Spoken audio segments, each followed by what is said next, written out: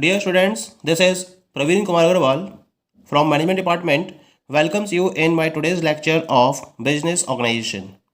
In today's lecture, we will discuss upon the topic Powers and Functions of SEBI. यानी कि आज के lecture में हम security exchange board of India के डिफरेंट पावर्स और फंक्शंस के बारे में एक प्रॉपर डिस्कशन को फोकस करेंगे। सबसे पहले हम बात करेंगे about the functions of SEBI. Security exchange board of India के फंक्शंस को हमने तीन पार्ट्स में कैटेगराइज कर रखा है यहाँ पर। The very first function is known as productive function, second one development functions, the third one regulatory functions. So now let us discuss about the very first function of SEBI, popularly known as the productive functions. The productive functions of SEBI are as follows. The very first productive function is prevent price rigging. ये price rigging को prevent करता है। अब point ये आता है कि price rigging होती क्या है। This is one of the most important objective behind the establishment of SEBI and it was to stop manipulated huge fluctuations in the financial market. आपने देखा होगा अक्सर कि जो फाइनेंशियल मार्केट है उसमें फ्लक्चुएशंस होते रहते हैं और इस फ्लक्चुएशंस की वजह से जो इन्वेस्टर्स होते हैं वो अपने रिटर्न यानी कि प्रॉफिट को जनरेट करते हैं। लेकिन कभी कभी क्या होता है, ये जो फ्लक्चुएशंस होते हैं ये बहुत हाई लेवल पर होते हैं और ये मैनिपुलेटेड ह्यूज फ्लक्चुएशंस होते हैं।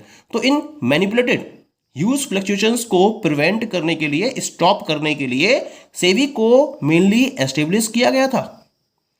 फ्लक्चुएशंस एक्चुअली क्या होते हैं, ट्रेड में एक बेसिस के बेसिस को फॉर्म करते हैं और इस बेसिस को फोकस करते हुए जितने भी इन्वेस्टर्स होते हैं मार्केट में वो ट्रेडिंग करते हैं और प्रॉफिट को या रिटर्न को अर्न करते हैं। लेकिन होता क्या है, कभी कभी ये जो फ्लक्चुएशंस होते हैं these are fixed already by a group of corporates leading to a huge loss for investors और ट्रेडर्स। कभी कभी जो कुछ कॉर्पोरेट्स होते हैं वो अपना एक ग्रुप फॉर्म कर लेते हैं और इस ग्रुप को फॉर्म करने के बाद ये सडन फ्लक्चुएशंस को फोकस करते हैं, इस प्रैक्टिसेस में इन्वॉल्व हो जाते हैं और इन प्रैक्टिसेस को फोकस करते हुए मार्केट में, फाइनेंशियल मार्केट में या स्टॉक मार्केट में सडन फ्लक्चुएशंस को इनकर करते हैं और इसकी वजह से जो इन्वेस्टर्स हैं या ट्रेडर्स हैं इनको बहुत ज़्यादा नुकसान होता है, ह्यूज लॉस होता है। इन पर्टिकुलर फिक्स्ड फ्लक्चुएशंस को हम प्राइस रिगिंग या प्राइस फिक्सिंग के नाम से जानते हैं। SEBI keeps circuit as a strict surveillance to prevent such price rigging.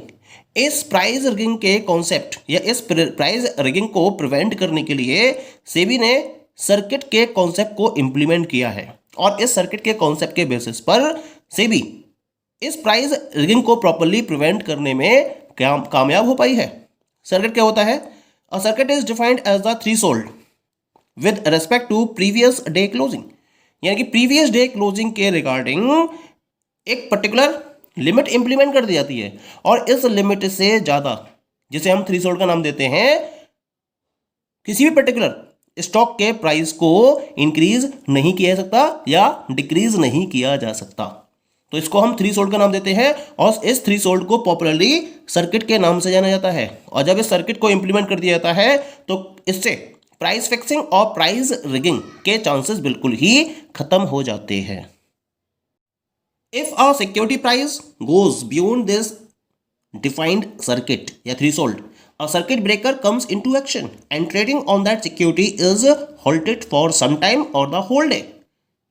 यानी कि अगर किसी पर्टिकुलर सिक्योरिटी के प्राइस इस पर्टिकुलर डिफाइंड सर्किट से ज़्यादा चले जाते हैं, जिसे हम थ्रेशोल्ड का नाम दे रहे हैं, तो एक सर्किट ब्रेकर एक्शन में आ जाता है और इस सर्किट ब्रेकर के एक्शन में आने के बाद इस पर्टिकुलर सिक्योरिटी में ट्रेडिंग को रोक दिया जाता है, या तो कुछ पर्टिकुलर टाइम के लिए या फिर कंप्लीट डे के लिए, ये सिचुएशन पर डिपेंड करता है। और इस तरीके से प्राइस रिगिंग को कंप्लीटली प्रिवेंट कर दिया जाता है। तो ये तो हो गया इसका मेन ऑब्जेक्टिव। सेकेंड इसका जो पर्पज है, सेकेंड फंक्शन है, that is the prohibit insider trading, यानी कि इनसाइडर ट्रेडिंग को स्टॉप करना, उसको प्रोहिबिट करना, ये भी इसका एक पर्टिकुलर फंक्शन रहता है। पहले हमें समझना होगा इनसाइडर ट्रेडिंग का मतलब क्या होता है। ये भी एक तरीके का प्राइस रिगिंग को प्रिवेंट करने का पार्ट के तौर पर हम इसको देख सकते हैं। A company's stock price fluctuation is highly affected by any public news announcement about that company. Obviously, any forthcoming public news oblique announcement is already accessible by some persons in the company. What if they take advantage of this coming news announcement to buy or sell company security beforehand? This is called insider trading. यानी कि हमें ये तो पता ही है कि stock market में किसी भी पर्टिकुलर कंपनी के सिक्योरिटी के प्राइस में जो फ्लक्चुएशंस होते हैं वो उसके द्वारा अनाउंस की जा रही पब्लिक न्यूज़ या अनाउंसमेंट पर डिपेंड करते हैं, और इस पर बहुत हद तक निर्भर करती है कि उस पर्टिकुलर कंपनी के बारे में क्या पब्लिक न्यूज़ है, क्या अनाउंसमेंट है, और उसके बेसिस पर उस पर्टिकुलर कंपनी के सिक्योरिटी के प्राइजेस में फ्लक्चुएशंस होते रहते हैं। अब होता क्या है, कंपनी के बारे में अगर कोई न्यूज़ या पब्लिक अनाउंसमेंट होने वाला है तो उसके बारे में जो इसके कंपनी के पर्सन्स हैं उनको इसके बारे में प्रॉपर इंफॉर्मेशन ही होगी, ये तो बट ऑब्वियस है।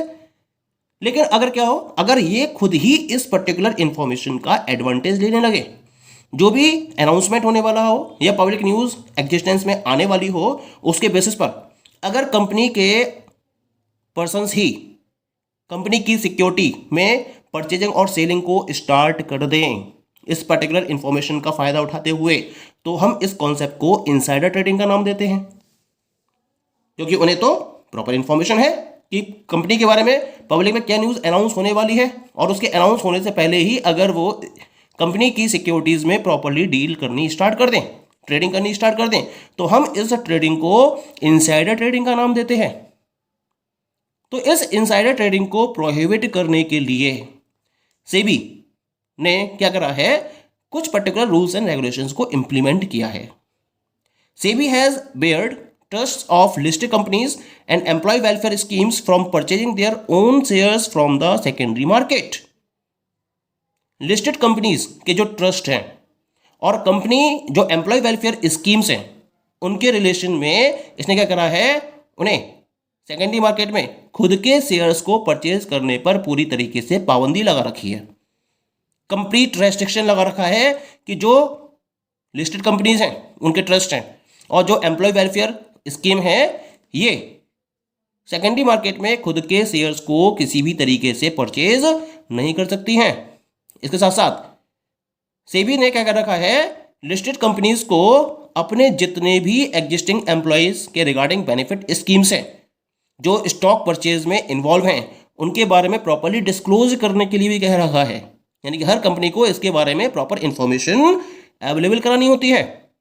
तो इसके बेसिस पर क्या होता है, जो सेबी है उसके पास प्रॉपर डेटाबेस अवेलेबल होता है, और इस प्रॉपर डेटाबेस के बेसिस पर अगर कोई इवेंट अगर होती भी है इनसाइडर ट्रेडिंग के रेफरेंस में तो कंपनी को इसके बारे में प्रॉपर इंफॉर्मेशन मिल जाती है, और उसके बेसिस पर कंपनी जो सेबी है वो कंपनी के उन पर्टिकुलर एम्प्लॉयज और कंपनी के अगेंस्ट में स्ट्रिक्ट एक्शंस को फोकस करती है। तो इस तरीके से ये इनसाइडर ट्रेडिंग को कंप्लीटली प्रोहिबिट करके इन्वेस्टर्स के इंटरेस्ट को प्रोटेक्ट करती है। Next function is financial education for investors. SEBI conducts various online and offline seminars through various mediums to educate the traders and investors. This education starts from basics of financial market and covers money management as well.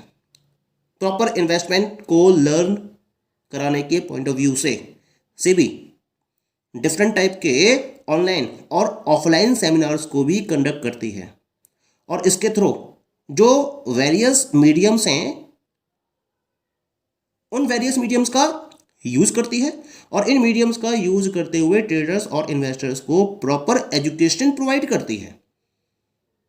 Purpose क्या है, purpose है investors और traders को financial market के बारे में proper information available कराना, जिसके बेसिस पर ये अपने इन्वेस्टमेंट को प्रॉपर वे में फॉलो कर सकें। ये जो एजुकेशन होती है it starts from basics of financial market, financial market के बेसिक्स से इस एजुकेशन को स्टार्ट किया जाता है, और इसमें मनी मैनेजमेंट को भी इंक्लूड करा जाता है, और इस तरीके से डिफरेंट ट्रेडर्स और इन्वेस्टर्स को फाइनेंशियल मार्केट के बारे में प्रॉपर इंफॉर्मेशन अवेलेबल कराई जाती है, और उन्हें इसके बारे में प्रॉपरली एजुकेट भी किया जाता है। So this is also one of the very important function of security exchange board of India. Next function of SEBI is promotes fair trade practices. SEBI prohibits fraudulent and unfair trade practices and promotes fair trading of securities by establishing regulations and code of conduct in the securities market. यानी कि सेबी ने trade practices को fair वे में promote करने के point of view से different type के rules, regulations, code of conduct को एस्टेब्लिश किया हुआ है, और उसके बेसिस पर अगर कोई भी फ्रॉडुलेंट या अनफेयर ट्रेड प्रैक्टिसेस को फॉलो किया जाता है तो इनको ये कंप्लीटली प्रोहिबिट करती है, इन पर पूर्ण विराम लगा देती है। क्योंकि पर्पज क्या है इसका? पर्पज है इन्वेस्टर्स के कॉन्फिडेंस को इंक्रीज करना।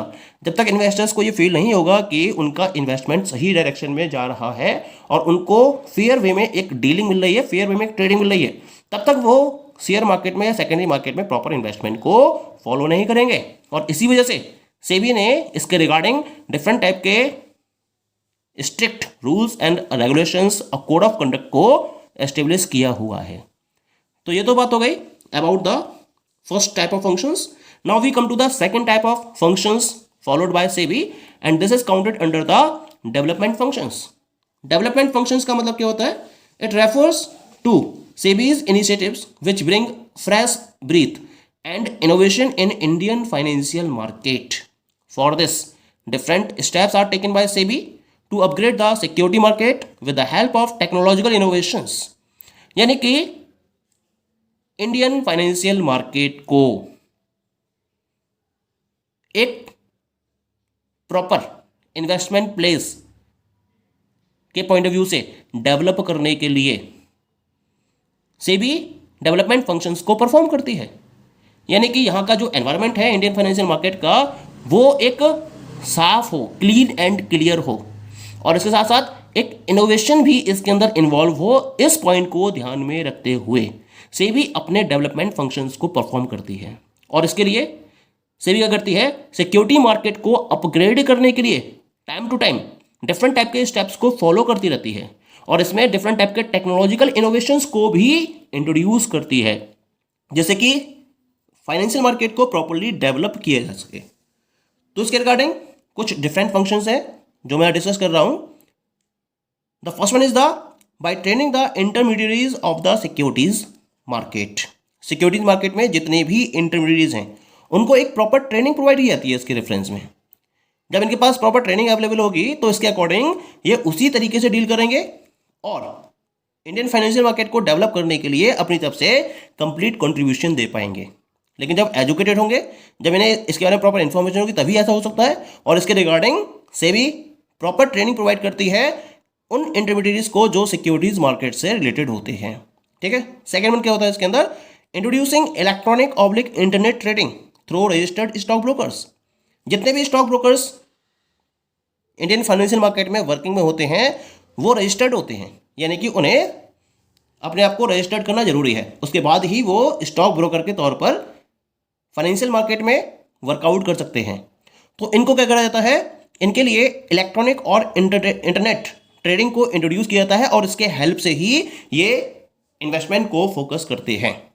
तो एक तरीके से डेवलपमेंट में ये एक प्रशंसनीय स्टेप है जो सेबी के द्वारा फोकस किया जाता है डेवलपमेंट के पॉइंट ऑफ व्यू से। Next one is the introducing the demat format. बिना डीमैट फॉर्मेट के कोई भी इन्वेस्टर शेयर मार्केट में या फिर फाइनेंशियल मार्केट में इन्वेस्टमेंट नहीं कर सकता। तो पहले उसे अपना एक डीमैट अकाउंट ओपन कराना होता है और उसके बाद ही वो ट्रेडिंग को फोकस कर सकता है। तो इस डीमैट से उसका प्रॉपर रजिस्ट्रेशन हो जाता है, और इस रजिस्ट्रेशन के बेसिस पर वो किसी भी तरीके से या किसी भी क्वांटिटी में शेयर्स को परचेज और सेल कर सकता है। Next one is the by making underwriting optional to reduce the cost of the issue. सबसे इंपॉर्टेंट काम किया गया है सेबी ने डेवलपमेंट के पॉइंट ऑफ व्यू से, जो अंडरराइटिंग है उसको ऑप्शनल कर दिया है। यानी कोई कंपनी जब अपने आईपीओ को लेकर आती है तो उसमें वो अंडरराइटिंग के ऑप्शन को फॉलो भी कर सकती है और नहीं भी फॉलो कर सकती है, क्योंकि अंडरराइटिंग में इश्यू के टाइम पर बहुत सारी कॉस्ट इन्वॉल्व होती है। तो अगर अंडरराइटिंग को ऑप्शनल बना दिया है सेबी ने, तो इसके बेसिस पर जो कॉस्ट ऑफ इश्यू है उसको काफ़ी हद तक कम किया जा सकता है।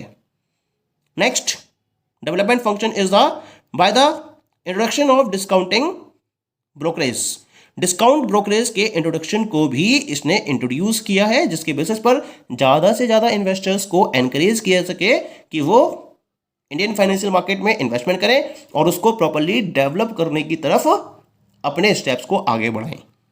The last one is the IPO is permitted through exchange. IPO को इन प्रेजेंट सिनेरियो एक्सचेंज के थ्रू भी परमिशन मिल चुकी है और एक्सचेंज का यूज करते हुए भी कंपनीज आईपीओ को मार्केट में इश्यू कर सकती हैं। So these all are the different development functions. Now come to the third functions of SEBI, known as the regulatory functions. This refers to the establishment of regulations for financial intermediaries and corporates to make sure the market runs in a efficient way. यानी कि financial market में जो भी financial intermediates हैं या जो corporates हैं जो वर्किंग में इन्वॉल्व हैं, उनको प्रॉपर्ली रेगुलेट करने के पॉइंट ऑफ व्यू से रेगुलेटरी फंक्शंस को सेबी के द्वारा परफॉर्म किया जाता है, जिससे कि मार्केट एफिशिएंट वे में अपनी वर्किंग को फुलफिल कर सके। तो क्या क्या रेगुलेटरी फंक्शंस हैं इसके रेफरेंस में? SEBI has designed guidelines and code of conduct that are enforced to financial intermediates and corporates. यानी कि फाइनेंशियल इंटरमीडिएट्स और कॉर्पोरेट को प्रॉपर्ली एनफोर्स करने के पॉइंट ऑफ व्यू से सेबी ने डिफरेंट टाइप की गाइडलाइंस और कोड ऑफ कंडक्ट को डिजाइन किया है, जिसको फॉलो करना इनके लिए कंपलसरी रहता है और इसी के बेसिस पर ये अपनी वर्किंग को आगे बढ़ाते हैं। Second function is the SEBI register all the intermediaries, share transfer agents, trustees and all those who are associated with the stock exchange in any manner. यानी कि इन्वेस्टर्स का जो इन्वेस्टमेंट है वो कंप्लीटली सेफ रहे, इसको ध्यान में रखते हुए सेबी ने एक गाइडलाइन इश्यू की है और इसके अकॉर्डिंग जितने भी इंटरमीडिएट्स हैं फाइनेंशियल मार्केट में, जितने भी शेयर ट्रांसफर एजेंट्स हैं, ट्रस्टीज हैं या वो सब जो स्टॉक एक्सचेंज से एसोसिएटेड हैं किसी भी तरीके से, उन्हें सेबी के साथ में अपने आप को प्रॉपर्ली रजिस्टर कराना होता है। Third one is the SEBI registers and regulate the functioning of mutual funds. Mutual fund की फंक्शनिंग के रिलेशन में सेबी ने कंपल्सरी गाइडलाइंस दी हैं कि इनको प्रॉपर्ली सेबी के साथ में रजिस्टर्ड कराना होता है और इनकी फंक्शनिंग को प्रॉपर रेगुलेट करती है सेबी, जिससे कि इनकी वर्किंग प्रॉपर रहे और ये किसी भी तरीके से इन्वेस्टर्स के जो फंड है उसका गलत इस्तेमाल ना कर पाए। Next one is the SEBI regulates take over of companies. Market में डिफरेंट कंपनीज के द्वारा जब टेक ओवर के कॉन्सेप्ट को फोकस किया जाता है तो उनकी वर्किंग को रेगुलेट करने की जो फंक्शनिंग है वो भी सेबी के पास ही होती है। सेबी प्रॉपर्ली इनको रेगुलेट करती रहती है किस तरह से कंपनीज टेक ओवर की प्रोसेस को आगे बढ़ा रही हैं। And the last regulatory function is SEBI conduct inquiries and audit of exchanges. Exchanges में जो भी परफॉर्मेंसेस या जो भी ट्रांजेक्शन्स हो रहे हैं उनको प्रॉपर्ली ऑडिट किया जाता है और इनके रिगार्डिंग डिफरेंट टाइप की इंक्वायरीज को ये टाइम टू टाइम कंडक्ट करती रहती है, जिससे कि इन एक्सचेंजेस के बेसिस पर किसी भी तरीके के अनफेयर ट्रेड प्रैक्टिसेस को फॉलो ना किया जा सके। So these all are the regulatory functions of security and exchange board of India. Okay, thank you.